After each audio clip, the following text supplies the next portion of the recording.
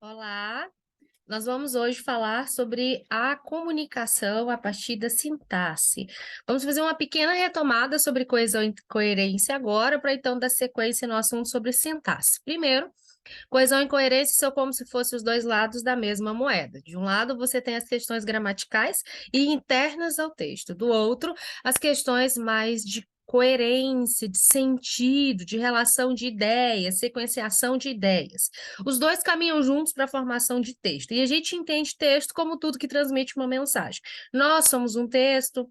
Aquilo que nós vemos, quer seja com linguagem verbal ou não, é texto, cores são textos, porque transmitem mensagem. Para que serve a coesão e a coerência? Para constituir textos, transmitir mensagem e então fazer com que a nossa comunicação tenha um feedback, um retorno, que a gente consiga saber que o outro nos entendeu.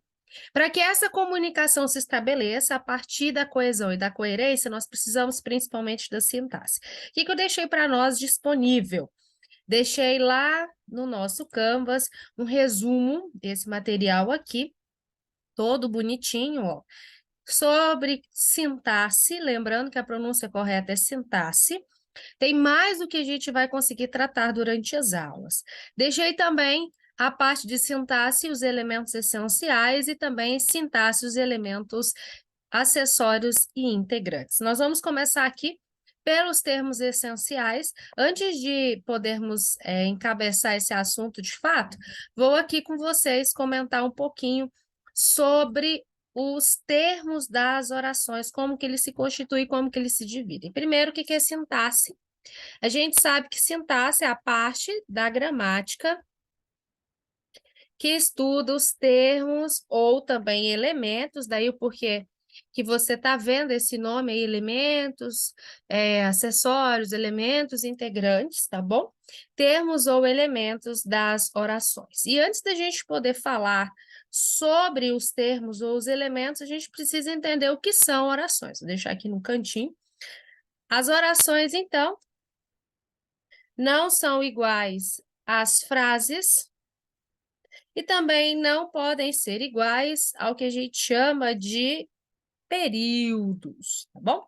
Vamos entender cada uma delas. O que é uma frase? Nada mais é do que tudo que transmite um sentido completo. Não precisa ter verbo e nem muitas palavras. Se eu disser apenas bom dia, tem sentido completo automaticamente, isso é uma frase. Existem frases declarativas, frases nominais, frases exclamativas, imperativas afirmativas, imperativas negativas. O que nós não podemos esquecer sobre a frase? A frase é aquela que tem sentido completo. Lá, o pessoal que entra no hospital tem um cartazinho, né? Uma mensagem dizendo assim, silêncio, eu sou uma mulher assim. É um sentido completo, perfeito, então é uma frase. Já a oração muda um pouquinho, né? Precisa de verbo. Aí nós temos uma informação que precisa, que gira em torno de um verbo, tá bom? Precisa de um verbo chamado de verbo principal.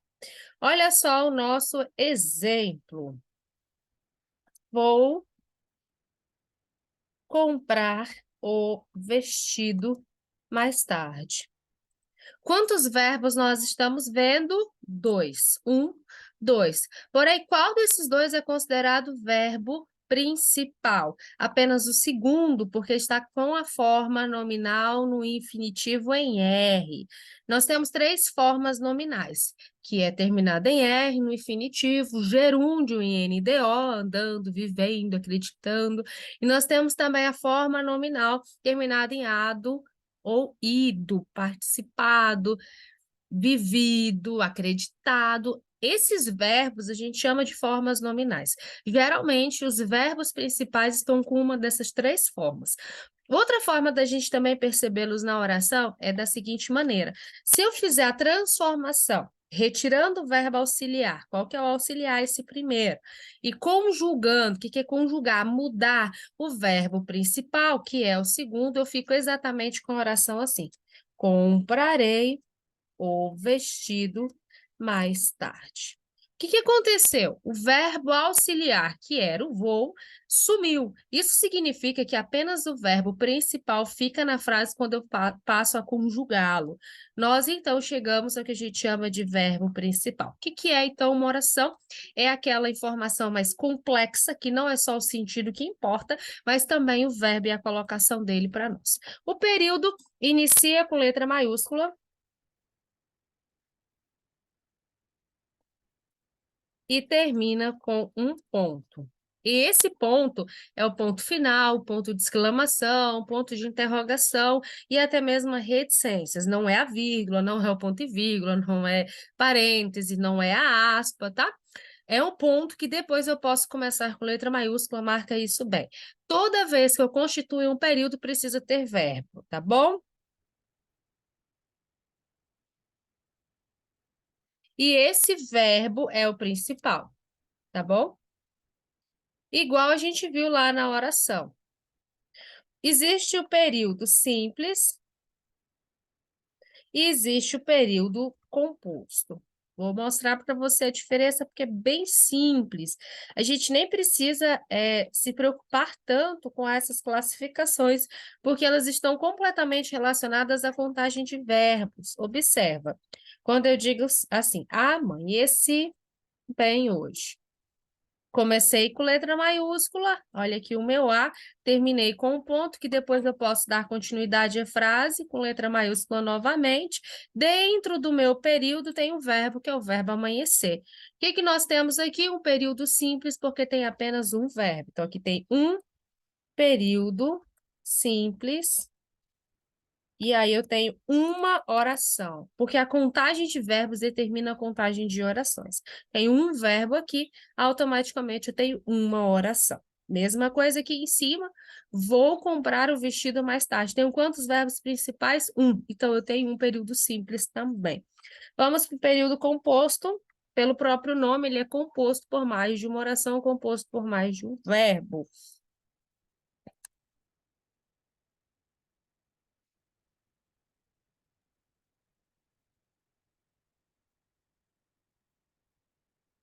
Visto que todos fizeram a atividade, eu darei o visto agora. Nós temos quantos verbos? Fizeram e darei. 2 verbos. Então, vamos lá? Nós começamos uma vez com letra maiúscula, olha o Vzinho aqui de visto, e nós terminamos uma vez com ponto final. Isso significa que nós temos um período. Então, aqui nós temos um período composto por 2 orações. Por que eu sei que tem 2 orações? Porque tem 2 verbos. Os verbos fizeram e o verbo darei. Então, todas as vezes que nós estivermos diante de um período composto, eu posso ter letra maiúscula, ponto final e intercalando nesse entre e meio vários verbos. 1, 2, 3, 4, 5, independente. Vai ser um período, começando com letra maiúscula, terminando com ponto e dentro dele verbo ou verbos, tá? Não esqueça disso, por favor. Fazendo, então, uma volta, o que é a sintaxe? Sintaxe é a parte da gramática que estuda os termos ou os elementos das orações. Nós, para podermos entender o que é oração, porque não tem nada a ver com Pai Nosso, né, com Ave Maria, temos que saber os conceitos de frase, oração e período. Frase é tudo aquilo que transmite sentido completo, pode ter uma ou mais palavras, pode ter verbo ou não. Oração precisa ter um verbo principal, então a gente até considera assim, a frase, a oração e o período um pouquinho maior, dando essa ideia de complexidade por conta da presença dos verbos. A oração precisa de um verbo principal, só tome cuidado, isso aqui a gente chama de locução verbal, quando eu tenho 2 verbos muito perto, assim, um do outro, tá? E nós temos o período, que pode ser dividido em período simples e período composto. Se é simples, tem apenas um verbo, se é composto, tem mais de um verbo. E a gente vê isso o tempo inteiro na construção dos textos. A questão é que aqui muda um pouquinho a classificação. Além disso, o que nós precisamos conhecer do conceito de sintaxe? O que são os termos, o que são os elementos das orações? Bem simples, né? Nós temos 3 grupos, que são, vou colocar assim, termos das orações. Nós temos primeiro o termo chamado de essencial O segundo termo, que é chamado de integrante, e o último termo, que é chamado de acessório. Bom, a gente vai, então, entender essencial, integrante e acessório por meio de uma comparação bem tranquila. Imagina que você vai comprar um tênis lá na loja. E aí você precisa do tênis. O que é essencial? O tênis. O que integra o tênis? A meia. O que é acessório do tênis? Aquela correntinha que a gente coloca lá no tornozelo. Então, a gente tem essencial, que não pode faltar, não posso sair da loja sem. E integrante, eu posso ter, eu posso não ter, posso usar o que eu tenho em casa, posso não usar, talvez eu preciso de um calçado que não tenha obrigatoriedade de usar meia. E eu tenho um acessório, que é puramente ali figurativo, né? Tá mais para enfeitar do que necessariamente para dar um significado à composição do calçado. O que nós chamamos de termos essenciais? Sujeito e predicado. Sujeito são 5 classificações, o predicado são 3. Nós vamos conversar sobre elas também. Nós temos o termo integrante. O que é o termo integrante? Complemento. Aí a gente tem complemento verbal e nominal e agente da passiva. O que é termo acessório? O adjunto, que é chamado de verbal e nominal, aposto e vocativo. Então, nós vamos considerar os termos das orações em 3 grupos: essencial, integrante e acessório. O essencial, aquilo que não, a gente considera que não pode faltar, né? De certa forma, o sujeito e predicado. O que integra o sujeito e predicado? Os complementos verbais e nominais e agente da passiva. E os termos acessórios, puramente figurativo, falando como se fosse a correntinha lá do tornozelo, são os adjuntos, verbal e o adnominal.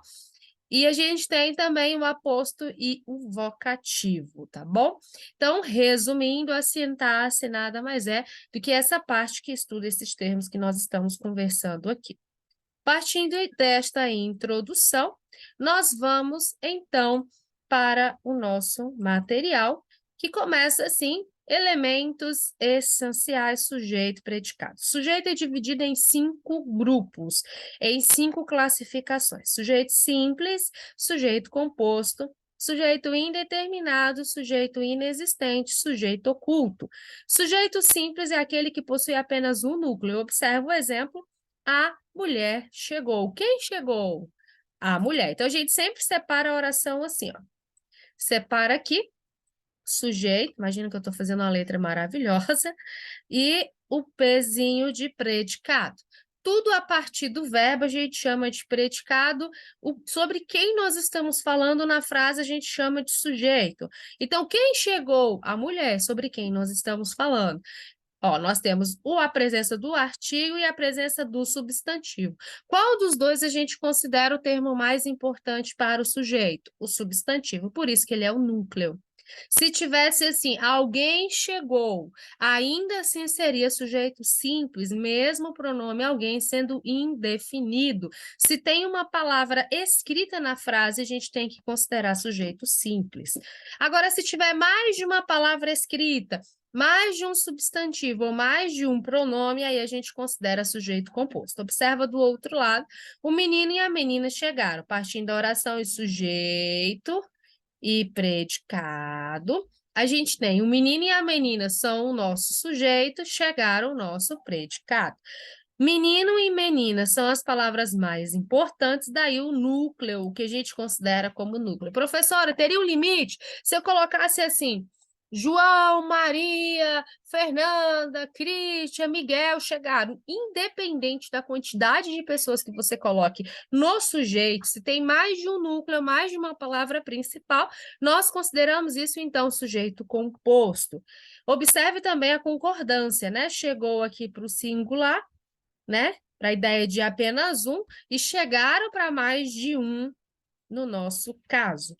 Sujeito indeterminado, e aí quero fazer uma observação juntamente com o sujeito oculto. Quando ele é indeterminado, nós vamos trabalhar aqui com a terceira pessoa. Imagina que tá bonito aí esse número. tá? E quando a gente trabalha com sujeito oculto, nós vamos trabalhar com a primeira pessoa. Qual que é a diferença? Se o sujeito é indeterminado, eu vou lidar com ele ou ela, eles ou elas. Se o sujeito é oculto, eu vou lidar com eu ou nós, ou com o vós, ou com tu. A gente raramente lida com esse tu e vós. Geralmente nós trocamos ele por você, que seria a conjugação da terceira pessoa, tá? Então vamos ficar por enquanto com a primeira pessoa. Então, o indeterminado, se ele é indeterminado, é porque provavelmente eu sei que tem alguém ali, mas eu não consigo determinar quem é. Eu tenho certeza que tem alguém, mas eu não determino qual é a pessoa, se é de setor tal, se é homem, se é mulher, se está precisando com muita urgência, com pouca urgência, eu não consigo dar precisão. Se o sujeito é oculto, eu preciso olhar o verbo que está na frase. Olha os exemplos comigo. Chegaram cedo em casa. Perceberam que não tem a presença do sujeito, igual a gente tinha no sujeito simples e composto? Nós começamos logo a partir do verbo. Olha a setinha aqui. A partir do verbo, tudo que sobra é predicado. Então, eu só tenho predicado nessa frase. Porém, a terminação do verbo, aram, mostra para mim que eles ou elas chegaram. Tanto que se eu pudesse acrescentar, teria sentido. Eles chegaram cedo em casa. Elas chegaram cedo em casa. Isso é o que a gente chama de sujeito indeterminado. O que é o sujeito indeterminado? Eu sei que alguém chegou, mas eu não consigo dar precisão de quem seja. Se foi ele, se foi ela, se foram todos juntos ou não. Morre-se de fome ainda. Quem morre de fome ainda? Ele ou ela? Sei quem é? Não. Sei informações precisas, determinadas sobre esse sujeito? Não, mas eu sei que tem algum sujeito que está morrendo aí. Então, todas as vezes que a gente tem a terceira pessoa, nós estamos dentro do grupo do sujeito indeterminado. Olha a diferença para o sujeito oculto. Cheguei em casa. Quem chegou em casa? Eu. De novo, ó, não tem a presença de sujeito, nós começamos a frase a partir do predicado. Olha de baixo, conversamos muito, não tem a presença do sujeito escrito, tá? O sujeito está perceptível, a gente chama isso de pressuposto a partir da terminação do verbo, mas ele não está escrito na frase. E a ausência dele, no caso aqui, que é o que a gente chama de elíptico, não prejudica a frase, a ausência do sujeito não prejudica o sentido dela. A gente entende a frase mesmo que o sujeito não esteja escrito ali. Por quê? Porque existe um termo, nesse caso é o verbo, que está conjugado para que a gente pressuponha que há ali, então, a presença de um sujeito. Quando eu digo cheguei em casa, eu pergunto automaticamente, quem chegou em casa? Você responde eu. Conversamos muito. Quem conversou? Automaticamente você responde nós. É a primeira pessoa do singular e do plural. Perceba, eu, tu, ele ou ela, nós, vós, eles ou elas. As pessoas do verbo, as pessoas que nós conjugamos os verbos. Então, sujeito indeterminado, separando para nós, utiliza a terceira pessoa. Sujeito oculto, elíptico ou desinencial, utiliza o que a gente chama de primeira pessoa do discurso. Avançando com os sujeitos aqui, nós temos o sujeito inexistente. Pelo próprio nome, ele não está lá, né? Ele não existe. E é até uma piadinha linguística, só para a gente poder quebrar o gelo. Piadinha de professor de português geralmente não tem graça, né? Como é que o sujeito é um termo essencial? A gente acabou de ver, né? As divisões essencial, integrante e acessório. Como é que o sujeito é essencial se uma das classificações é que ele é inexistente? Diz que ele é inexistente. Como pode, né? Então, é uma piadinha aí. De fato, que é essencial mesmo é o predicado, mas vamos deixar isso quieto por enquanto. Se o sujeito é inexistente ou se a oração é sem sujeito, nós temos algumas características, ó. Verbos impessoais, verbo haver, com o sentido de existir, verbo fazer, indicando, então, tempo decorrido e fenômenos da natureza. Olha as nossas frases. Há muitas pessoas na sala, ou seja, existem muitas pessoas na sala. Entra aqui na nossa classificação de haver no sentido de existir, e o haver, então, por não ser conjugado, se torna um verbo impessoal. Faz anos que não a vejo, aí nós temos o verbo fazer, indicando o tempo decorrido. Esse verbo faz, igualmente o verbo há, que o verbo haver, são chamados de impessoais. Choveu, fenômeno da natureza, nós não temos como determinar quem chove, automaticamente sujeito inexistente. Sabendo, então, que o sujeito tem 5 classificações: simples, composto, indeterminado, oculto, inexistente, 5 classificações. Nós vamos agora para os tipos de predicados. Nós temos 3: predicado verbal, predicado nominal e predicado verbo nominal.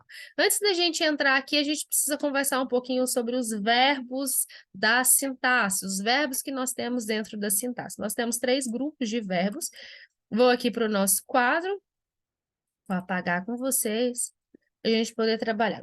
Nós temos o verbo transitivo, que é aquele que precisa de complemento.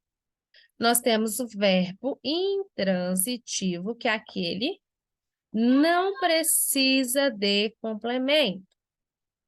Nós temos também o verbo de ligação, que não é nada relacionado a complemento, nem a ausência de complemento. Vamos lá para os exemplos? Quando eu digo assim, comprei um doce. Quem comprou um doce? Eu. Que sujeito é esse? Sujeito? Muito bem, sujeito oculto, elíptico, ou sujeito desnencial. Quase saiu, né? Comprei é a primeira pessoa, conjugação da primeira pessoa. Se eu parasse a frase em comprei, teria sentido? Não. Se eu chego em casa e digo assim, comprei, você perguntaria automaticamente, uai, o quê? Porque quem compra, compra algo ou alguma coisa. Então, essa resposta, vou tentar destacar aqui para nós, essa resposta aqui, um doce, a gente chama de complemento, tá? Essa parte aqui é um complemento.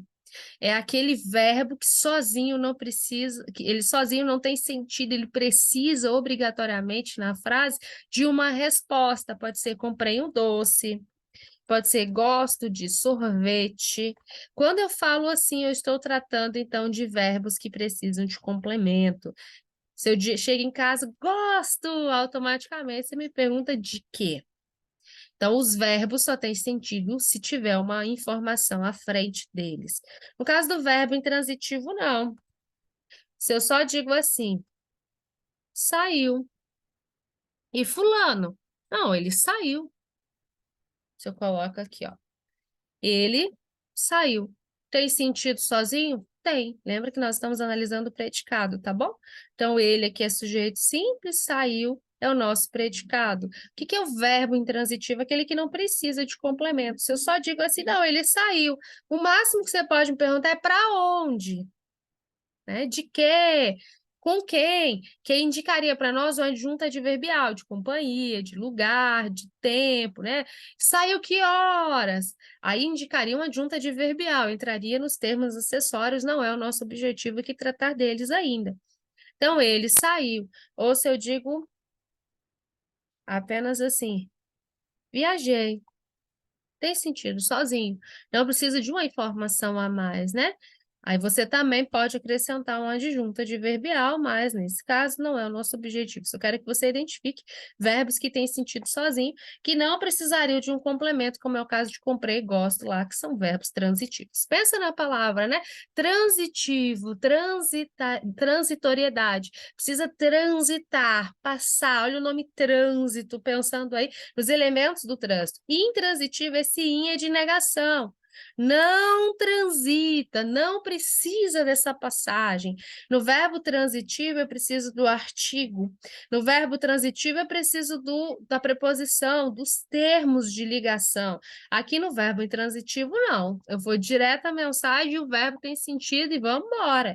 Ele não precisa transitar a partir de um complemento. O verbo de ligação é bonitinho, ó. Ele liga o sujeito a uma característica dele. João é bonito. Ou Alice está bem. Observe os verbos é e o verbo está. João e Alice são os nossos sujeitos, nós não estamos analisando sujeitos, estamos analisando o verbo do predicado.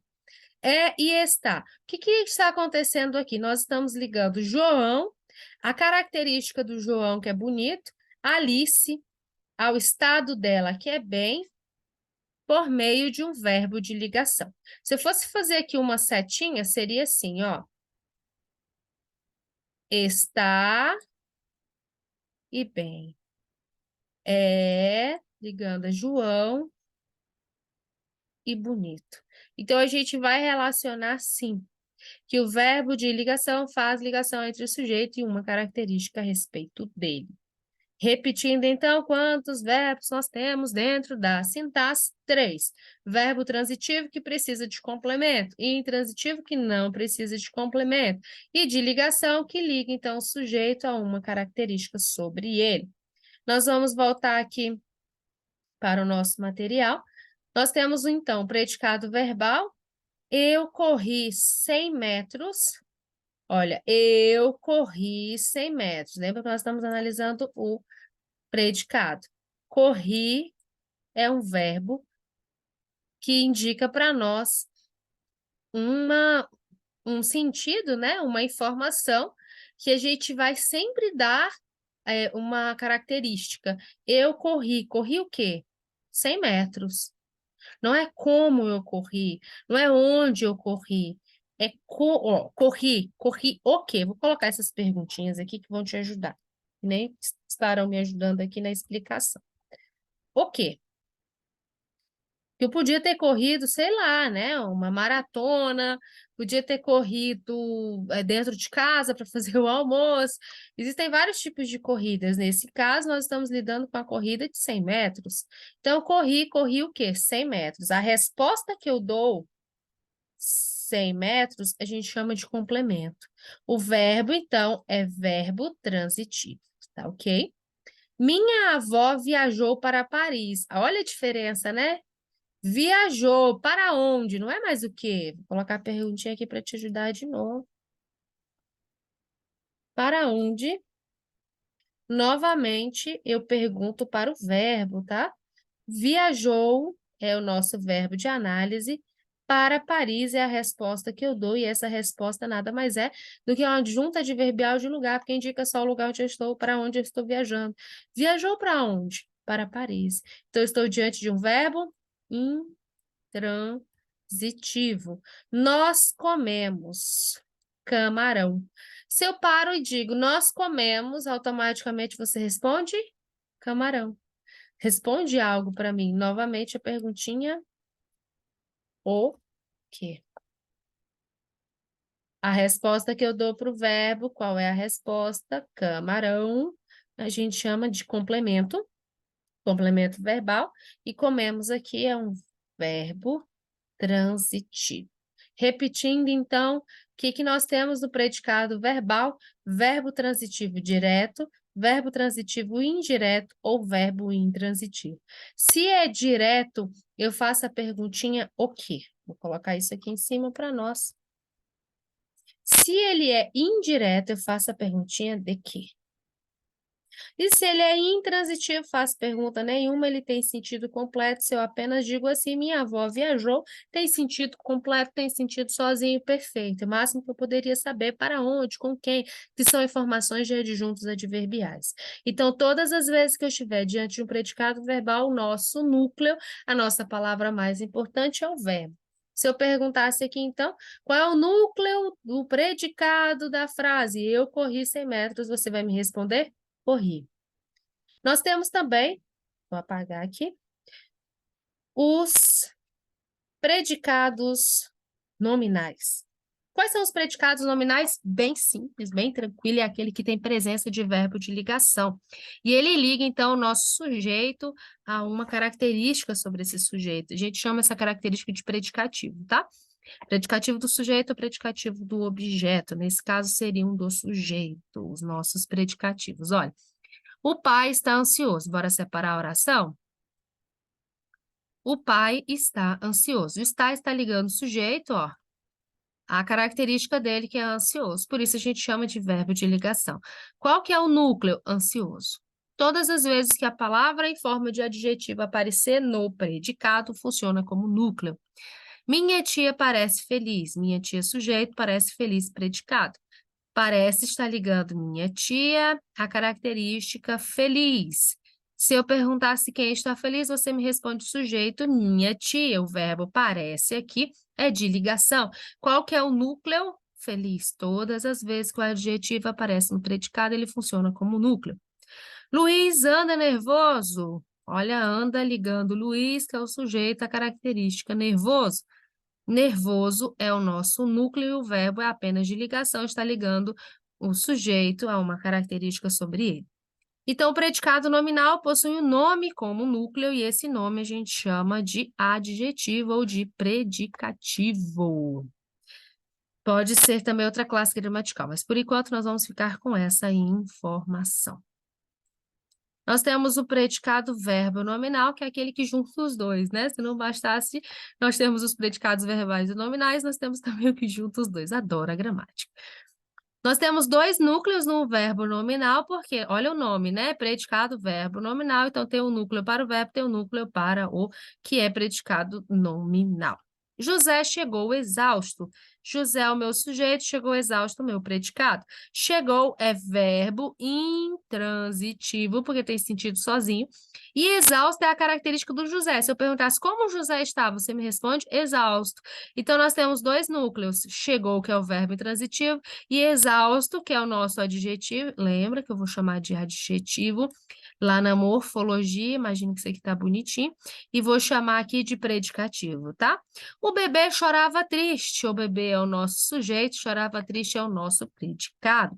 Chorava é o verbo intransitivo e triste é a característica do bebê. Se eu pergunto como o bebê está, você me responde triste. E automaticamente chorava é núcleo triste também. Porque no predicado verbo nominal eu tenho verbo como núcleo, nome, que nesse caso nós estamos chamando de adjetivo, tá? Que a gente chama assim na morfologia. O aluno estudou rápido. O aluno, sujeito, estudou rápido, predicado. Estudou, verbo intransitivo, rápido é a característica do aluno, né? É o modo como ele está estudando aqui para nós. Aí nós temos, então, rápido é a característica, automaticamente indica uma circunstância para nós, é núcleo também. Viu só como que funciona? Os predicados lindos e maravilhosos aqui. São 3 grupos, nós temos 5 sujeitos e 3 predicados. Predicado verbal, nominal e o verbo nominal. Vamos responder aqui rapidinho. Qual é o tipo de sujeito da oração? A folha caiu no outono. Bem fácil, né? A folha, sujeito, caiu no outono. Se tem um núcleo apenas, isso aqui é sujeito simples. Muito bem. Próxima frase. Qual das alternativas abaixo representa o núcleo do sujeito da oração? Os avós, os pais e seus filhos viviam na fazenda da família. Perceba que nós estamos pedindo o núcleo do sujeito, não é o sujeito. O núcleo do sujeito é a palavra mais importante do sujeito, nesse caso. Avós, pais, filhos. Então, a resposta certa é a letra C. Bem facinho aí. Parecia questão de prova, né? Sonha, Alice. Qual o núcleo do predicado da oração? Os alunos, núcleo do predicado, mudou. Os alunos saíram do teatro encantados. Os alunos sujeitos saíram do teatro encantados é o nosso predicado. Saíram é o verbo, do teatro é o complemento, né, que a gente chama aqui de adjunta adverbial de lugar. Encantados é a característica. Acabei de dizer, toda vez que um adjetivo aparecer no predicado, funciona como núcleo. Quais são os nossos núcleos? Então, saíram e encantados, letra D de dado. Porque é um predicado verbo nominal, tá? Nós temos aqui, qual o sujeito e predicado da oração? Os formandos organizaram a homenagem. Os formandos, sujeito, organizaram a homenagem, é o predicado. Então, os formandos organizaram a homenagem. Aqui, letra B de bola. Bem tranquila também. Nós, então, encerramos essa parte de sintaxe de sujeito e predicado. Vamos agora para os outros termos das orações. Eu sei, eu entendo. A gente precisa conhecer esses termos para poder estruturar melhor as nossas frases. Quero que você leve em consideração que todo texto principalmente texto jurídico, é analisado pelo viés do erro. Quanto mais erros você tiver, mais sua petição, mais seu recurso pode ser, então, questionado, mais a pessoa que está do outro lado, né? O seu concorrente, mais o seu cliente pode ser prejudicado, pode levar isso como pessoal também. Então, é importante que a gente entenda que a boa escrita, pressupõe a boa estruturação de frases. A sintaxe agora, a partir dos termos integrantes e acessórios. Essa parte é mais rápida, a parte de sujeito e predicado é maior. O que a gente chama de complemento verbal? Tudo aquilo que vem depois do verbo. Olha comigo aqui. Eu tenho verbo e eu tenho uma resposta depois do verbo, mesma coisa. Eu tenho o verbo e eu tenho uma resposta depois do verbo. Então, a gente chama de complemento verbal uma resposta que a gente dá logo após o verbo, bem do ladinho do verbo. A gente tem aqui, Maria vendia doce. Quem vendia doce? Maria, sujeito simples. Vendia doces é o nosso predicado verbal, porque o verbo é transitivo. Eu pergunto, lembra da perguntinha o que para o verbo? Maria vendia, automaticamente você me pergunta, mas o quê? A resposta que eu dou é doces, complemento verbal. Por que que eu chamo de complemento verbal direto, o objeto direto? Porque não tem a presença de preposição. A de baixo agora, as crianças esperavam o pai. Quem esperava o pai? As crianças. Esperava é o verbo. Esperavam o quê? Nesse caso, também eu posso perguntar a quem, né? O pai. Perceba que nos dois casos não tem presença de preposição explícita, né? Eu pergunto e automaticamente a resposta vem, isso a gente chama de objeto direto. Essa parte em amarelo é o objeto direto da oração. Continuando aqui, a gente tem também o objeto indireto. O objeto indireto, por via de regra principal, precisa de preposição em suas respostas. Novamente, a gente tem Joana, sujeito, não confia em seus amigos, predicado. Os advogados, sujeito, lutam contra a injustiça, predicado. A gente sempre separa oração e sujeito e predicado, que são os termos essenciais. Não confia, paramos no verbo. Os advogados lutam, paramos no verbo. Aí vem em, que é preposição, contra, que é preposição. Toda vez que eu tiver presença de preposição, eu tenho que observar se eu não estou diante de um objeto indireto, que é de um verbo transitivo indireto. A gente classifica assim, VTI. Então, confia em quem? Em seus amigos. Lutam contra o quê? Contra a injustiça. Então, novamente, verbo transitivo indireto. E a resposta que eu dou é um complemento verbal. Essa parte em amarelo aí. Imagina que essas letras estejam bonitinhas aqui, né? É um complemento verbal, é uma resposta que eu dou ao verbo. Lembra que complemento verbal pode ser classificado em objeto direto ou indireto, sempre vão vir após o verbo.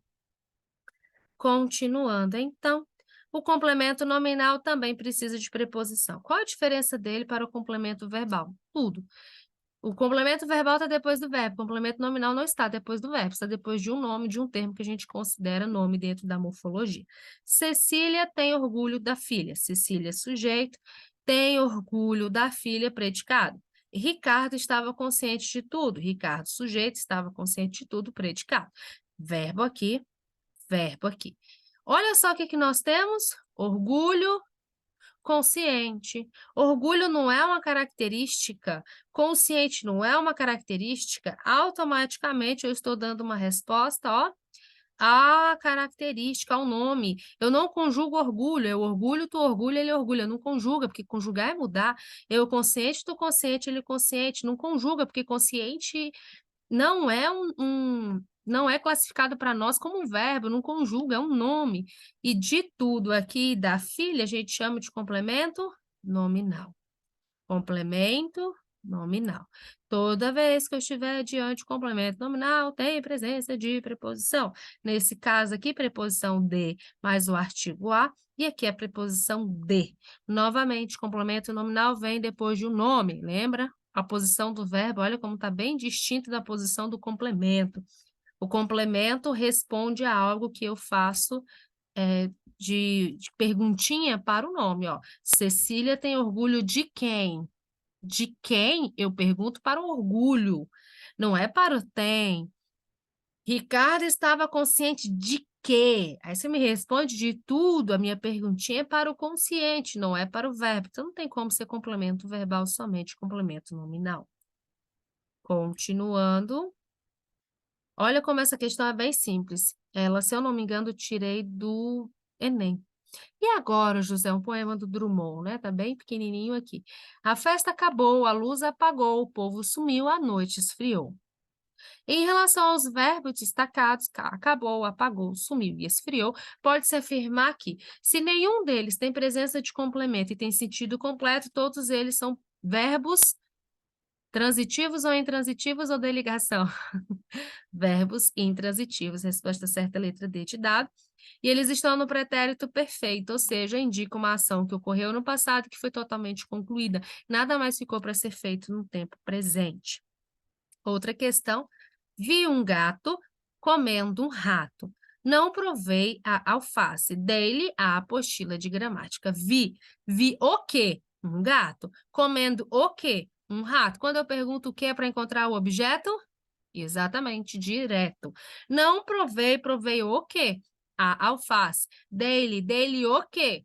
A apostila. Em todas as três frases, nós temos presença de objeto direto, de complemento verbal direto. E aí nós temos aqui, letra A, todos os termos assinalados constituem objetos diretos. Perfeita resposta. Vamos para agente da passiva, esse nome é bem bonitinho, ó. Agente da passiva indica que o sujeito vai ser passivo e a gente vai precisar lembrar que a ordem direta da oração é SVC. O que é ordem SVC? Vou colocar aqui no cantinho, é quando eu tenho sujeito, verbo e complemento. Isso é que a gente chama de ordem direta da oração. Por isso que a gente chama sistema SVC.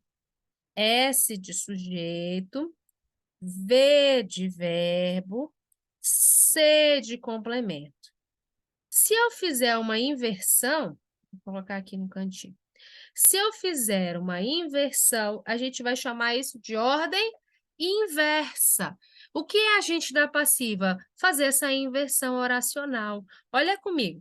A diretora Maria, sujeito, fez o elogio, aí nós temos predicado. Olha onde o sujeito está, no início, verbo, complemento, né? Ordem direta que a gente acabou de anotar. Agora, o que vai acontecer? Vou trazer Maria lá para o final, vou trazer elogio lá para o início. Fiz uma inversão oracional, peguei o sujeito da posição inicial e coloquei ele em outra posição. O elogio foi feito pela diretora Maria. A frase agora está com o sujeito passivo, porque houve uma inversão oracional. Quero que você observe, por favor, as mudanças que foram feitas aqui. Foi feito, eu acrescentei um verbo auxiliar, mexi no verbo principal e acrescentei a preposição pela. Então, a frase, o elogio foi feito pela diretora Maria, está certa gramaticalmente, porque houve a presença da agente da passiva, que é quando o sujeito sai da posição inicial e vai para a posição final. Não esqueça, agente da passiva mexe na ordem direta da oração. A frase do primeiro quadrinho está na voz ativa ou passiva. Borboletas são atraídas pelo cheiro das flores. Se tem presença de dois verbos, um auxiliar e um principal, e presença de preposição, voltando aqui, nós estamos dentro do que a gente chama de agente da passiva, fazendo a inversão. O cheiro das flores atrai as borboletas, bem simples de inverter. Aqui está na agente da passiva, porque houve mudança na posição do sujeito. O sujeito que estava no início, a sua posição normal é no início, a gente trouxe para o final. O adjunto adnominal, bem simples, pode ser, vou colocar aqui para você, o artigo, pronome, numeral e o adjetivo. Sempre estarão relacionados ao substantivo, que nem a gente vê na morfologia, tá? Os três rapazes alegres chegaram. Qual que é o nosso sujeito aqui? Rapazes. Olha quem está relacionado a ele. os, que é o artigo, três, que é o numeral, alegres, que é o adjetivo.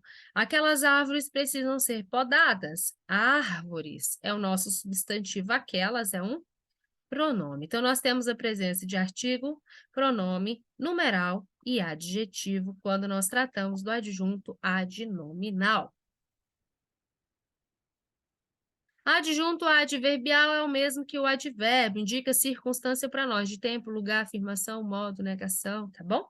Elas vivem onde? Em Florianópolis. Em Florianópolis, a gente poderia classificar, vou colocar aqui para nós, adjunto adverbial de lugar. Deixar aqui, ó, tá? Ou locução adjetiva também poderia ser chamada porque tem duas palavras. Talvez tudo fique bem em breve. Aqui nós temos talvez, que é junta adverbial, vou destacar para você. Talvez, bem e em breve. São três conjuntos e três classificações diferentes. Talvez, eu vou abreviar. Adverbial de dúvida. Bem, adjunto adverbial de modo. E, em breve, adjunto adverbial de tem. Nós temos três grupos aqui.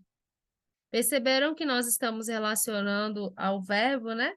Talvez fique bem em breve, ó, tirando tudo aqui para nós, o pronome. Veja que fique bem, fique em breve, né? Nós temos todos os termos aqui relacionados ou ao verbo, ou no caso de em breve, que também está relacionado ao advérbio bem. Lembra que adjunta adverbial é o mesmo que advérbio. Adjunta adverbial é o nome na sintaxe, advérbio é o nome na morfologia. Seguindo, nosso pense rápido, quais são os adjuntos adverbiais presentes na tirinha?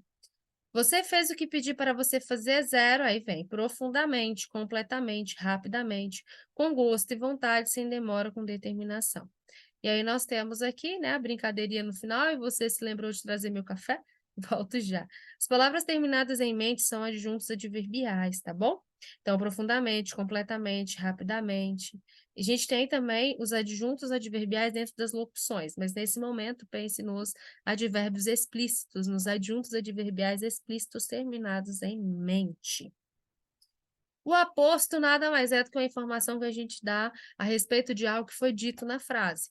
Ontem, segunda-feira, passei o dia com dor de cabeça. Eu só sei que ontem foi segunda-feira por causa do aposto, inclusive ele vem assim, ó, seguido por pontuação. Podia ser qualquer dia, mas eu estou acrescentando uma informação a mais entre vírgulas para que você possa entender. Poderia ser substituído por travessões, tá bom? Ou por parênteses também aqui.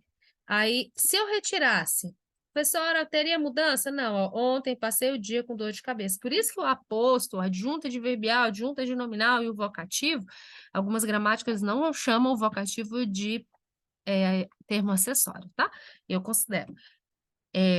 Por que que a gente considera esses termos assim? Poxa, eles podem ser retirados da frase, podem ser retirados e sem alterar, inclusive, o sentido dela. A gente vai ter a leitura. Ontem passei o dia com dor de cabeça, sem prejuízo nenhum. Então, o que que eu aposto? Apenas uma informação a mais que vai nos ajudar dentro do entendimento do que foi dito. Inclusive, a gente considera ele um termo de coesão. A vida humana se compõe de muitas coisas. Eu só sei quais são essas muitas coisas a partir do que vem depois dos dois pontos. Novamente, ó, pontuação antes, pontuação depois. O aposto sempre vem entre duas pontuações: amor, trabalho e ação.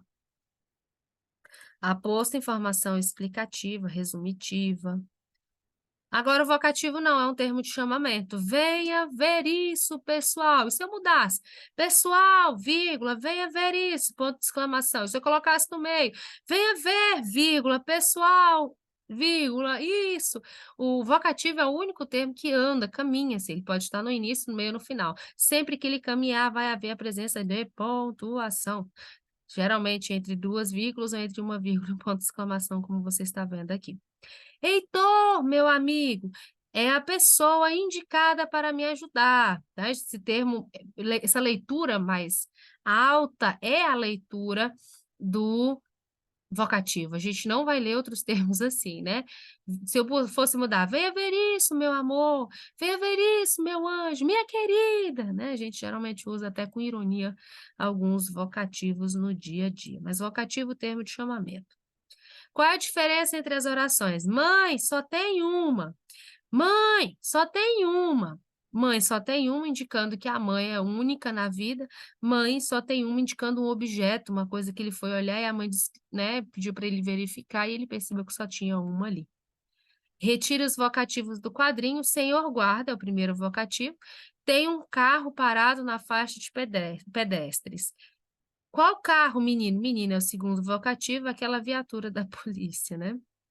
Analise sintaticamente a oração. As marchinhas, as cantadas por Carmen Miranda eram maravilhosas. Aí a gente tem as marchinhas é o nosso sujeito, vou colocar aqui.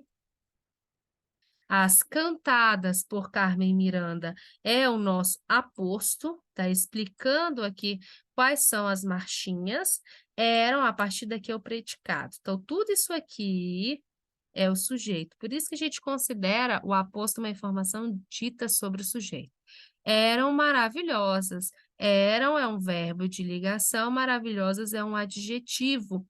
Então, a gente tem aqui o que que era maravilhoso? As marchinhas, né? As características da marchinha. Nós temos sujeito simples e predicado nominal. Bem tranquilo. Nós, então, encerramos aqui a parte de termos oracionais, termos integrantes, termos acessórios, termos essenciais da oração. Espero que você dê uma olhada com carinho e com cuidado no conteúdo que está postado e que você possa também tirar suas dúvidas comigo antes da nossa avaliação. Um abraço a todos e bons estudos.